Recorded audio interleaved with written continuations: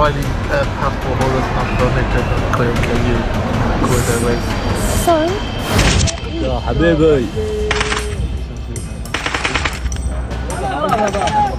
كان لجوا يا خال ما أي حاجة.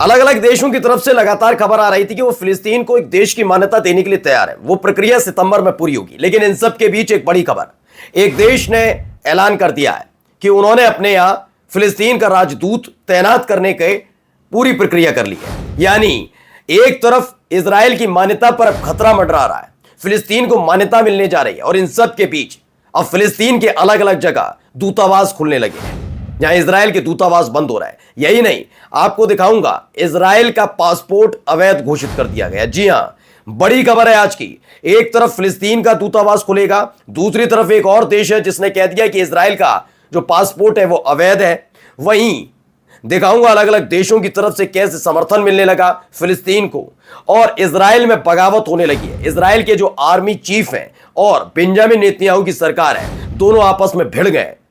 बौखलाहट इतनी ज्यादा हो गई है इन कदमों से कि अब उसका सारा गुस्सा गजा में फिलिस्तीनियों पर या फिर वेस्ट बैंक में रहने वाले फिलिस्तीनियों पर निकाला जा रहा है। बहुत सारी खबरें हैं, देखिए। नमस्कार, मैं हूं प्रज्वल गौतम और आप देख रहे हैं द लाइव टीवी।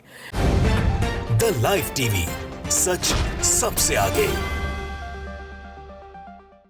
शुरुआत इस खबर के साथ पेरिस, फ्रांस, जिसने फिलिस्तीन को मान्यता देने का जो प्रक्रिया शुरू हुए, जिसमें कई देश अब तो जुड़ गए, 100 से ज्यादा देश हैं।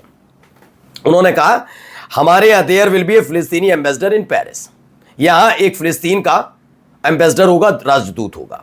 जहां कई देशों ने अब ऐलान कर दिया कि वो आम डील नहीं करेंगे, किसी भी तरह का निर्यात, खाने पीने, व्यापार कुछ भी नहीं करेंगे फिर इजराइल के साथ। एक तरफ कह दिया इजराइल के दूतावास बंद किए जाएंगे। कुछ ऐसे देश हैं जहां से खुद ही इजराइल ने अपने राजदूतों को, डिप्लोमेट्स को बुला लिया, जिसमें यूएई शामिल है। खतरा है। तो इन सब के बीच अब फ्रांस ने ऐलान किया कि उनके यहां फिलिस्तीनी दूतावास खुलने जा रहा है और फिलिस्तीन के राजदूत को वहां तैनात किया जाएगा। ये एक सेटबैक से कम नहीं है, जब सितंबर में पूरी प्रक्रिया होनी है उससे पहले ही।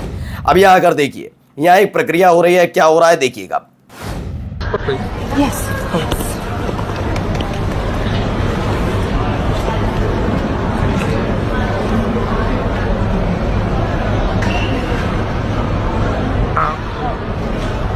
Sorry. No. Israeli passport holders not permitted to clear the EU corridor race.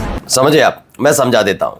खबर निकल कर आई कि इजराइल के पासपोर्ट को जो धारक हैं, यानी इजरायली हैं, अब उनको कुवैत में जगह नहीं मिलेगी। यानी कुवैत के मुताबिक इजराइल का पासपोर्ट अवैध है। ऐसे नागरिक जिनके पास इजरायली पासपोर्ट है वो कुवैत में एंट्री नहीं कर पाएंगे। ऐसे कई हैं, सेवरल कंट्रीज जैसे Algeria, Bangladesh, Brunei, Iran, Iraq, Kuwait, Lebanon, Libya, Maldives, Malaysia, Pakistan, Saudi Arabia, Syria और Yemen have imposed restriction on entry for Israeli passport holder और those with Israeli visa stamps. यानी इन देशों ने खुल्लम खुल्ला 12 से ज्यादा देश हैं जिन्होंने कह दिया इजरायली पासपोर्ट धारक किसी भी व्यक्ति को अपने देश में एंट्री नहीं लेने देंगे। मैंने कहा ना, वक्त का पहिया है दोस्तों। हमास आतंकी था 20-22 महीने पहले। अब यही सारे देश क्या कह रहे हैं, ना हम गलत थे, इजराइल को वही मानते हुए उनके नागरिकों के आने पर पूरी तरह से रोक लगा दी। दुनिया कम पड़ रही है, जमीन कम पड़ रही है इजरायलियों के लिए। ये सब क्यों हुआ है अब आपको समझाने की जरूरत नहीं है, रॉकेट साइंस नहीं है। क्यों ऐसे हालात बने हैं आपको लगातार हम दिखाई रहे हैं, आगे भी दिखाऊंगा इसी वीडियो में भी। अब देखिए, स्पेन ने भी अनाउंस किया है। स्पेन का एक बड़ा ऐलान है कि नेतन्याहू और जो इजराइल के बहुत बड़े बड़े अधिकारी हैं, कई अधिकारियों के खिलाफ अभी वो नेशनल कोर्ट्स में वॉर क्राइम का मामला खुलवाने जा रहा है और उनके खिलाफ सख्त कार्रवाई होगी। यानी कि अभी इजराइल से बाहर आ ही नहीं पाएंगे, आएंगे तो गिरफ्तार कर लिए जाएंगे। स्पेन ने भी मोर्चा खोला है। अब आइए, ये एक वीडियो तस्वीर निकल कर है, इजराइल इज स्टार्विंग फिलिस्तीन। अब देखिए, अलग अलग जगह आरोप लगाए जा रहे हैं। अभी कहा है, नीदरलैंड से निकल कर आई सामने वीडियो, जिसमें अलग अलग बैनर पोस्टर लगे हुए हैं। उसमें बताया जा रहा है कि जो फिलिस्तीन में हालात है, भुखमरी जैसे हालात है, वो इजराइल की वजह से है। ये नीदरलैंड में हो रहा है। Israel kills 3 school buses of kids daily. वो कह रहा है 3 जो स्कूल की बसें होती है जिसमें जितने बच्चे भरते हैं, ऐसी 3 बड़ी बसें बराबर रोज बच्चे इतने मारे जा रहे हैं इजराइल के हाथों गजा के अंदर। ये बताया जा रहा है। ये कहां लगा? ये अमेरिका में लगा, ये दावा किया जा रहा है। अब आइए द क्रैडल की खबर है। बड़ी जबरदस्त तरीके की टेंशन पैदा हो गई है, यानी एक दूसरे को लताड़ा जा रहा है। इजरायली आर्मी चीफ है और गवर्नमेंट के बीच, इन दोनों के बीच बड़ी बगावत समझ लीजिए। इजराइल की आर्मी बगावत कर रही है बेंजामिन नेतन्याहू और उनकी सरकार से। हाल ही में मैंने आपको खबर दिखाई थी, बेंजामिन नेतन्याहू के एक मंत्री हैं बेन-गुविर, जो हमेशा अपने अंटशंट बयानों के लिए जाने जाते हैं, कट्टरपंथी हैं।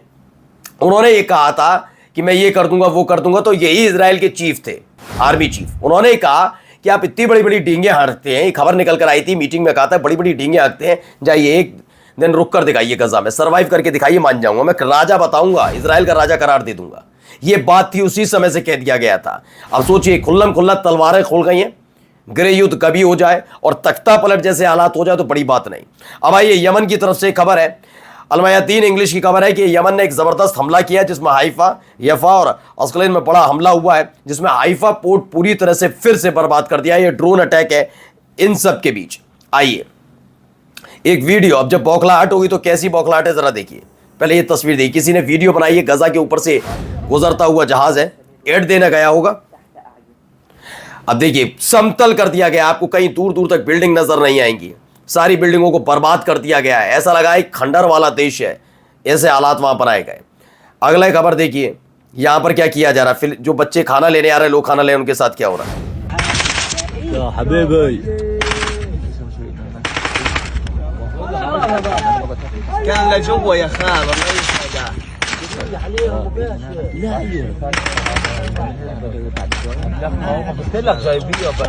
सोचिए ये कौन लोग हैं। दुनिया भर को दिखाया जा रहा है हम तो खाना दाना पानी इलाज का सामान पहुंचा रहे हैं, लेकिन जो लेने पहुंच रहा है फिर उस पर गोलियां चलाई जाती है। वो अब खाना तक लेने नहीं आ पाते आगे तक आकर।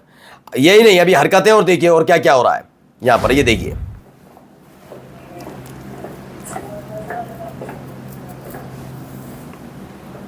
देखिए घर के हालात देखिए क्या है। बताऊंगा किसका घर है, कौन कर रहे हैं, सब चीज दिखाता हूं। पहले देखिए क्या हालत कर दी घर की, पूरे घर में तोड़फोड़ हालत देखिए। सोफा जो था उसमें आग लगा दी गई। ये एक फिलिस्तीनी का घर था, उसके घर को फूंक दिया इस तरीके से, आप समझिए ये लोग हैं। और देखिए तस्वीरें, जैसे ही पता लगा ये फिलिस्तीनी का घर है, उस पर गुस्सा निकाला जा रहा है और ये मानवता की बात करते हैं। इसीलिए इनके पासपोर्ट को रद्द किया 12 से ज्यादा देशों ने।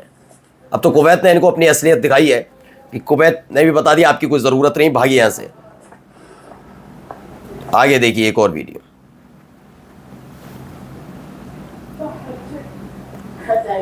पूरा घर फूंक कर रख दिया है, ये वहां की वीडियो है।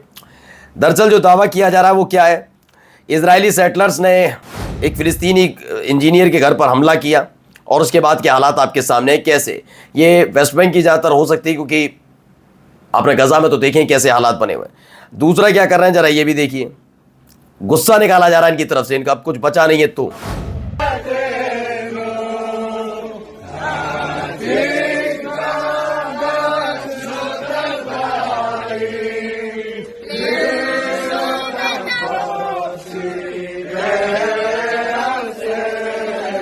अब आप समझिए क्या है, ये अलक्सा के बाहर से निकली हुई वीडियो है। हुआ ये है कि ये वहां झंडे लेकर पहुंचे हैं।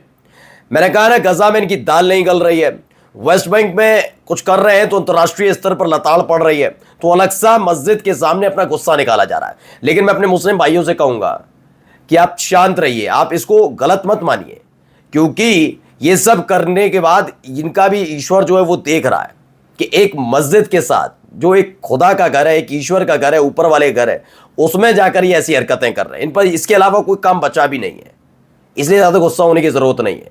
आप सोचिए कि इसी वजह से ये बचे हुए भी हैं कि अलक्सा मस्जिद के सामने खड़े हैं, वरना इनकी हालत क्या हो रही है आप देख ही रहे हैं, अलग अलग जगह कैसे ताबड़तोड़ फायरिंग हो जाए। चलिए एक खबर निकल आई, खबर है हमास ने एक बयान जारी किया। हमास की कसम ब्रिगेड ने कहा है कि कसम ब्रिगेड जो कहती है वो दुश्मन कहती है भोजन और दवाइयां पहुंचाने के लिए रेड क्रॉस के किसी भी अनुरोध पर सकारात्मक प्रतिक्रिया देने और सहयोग करने के लिए तैयार है।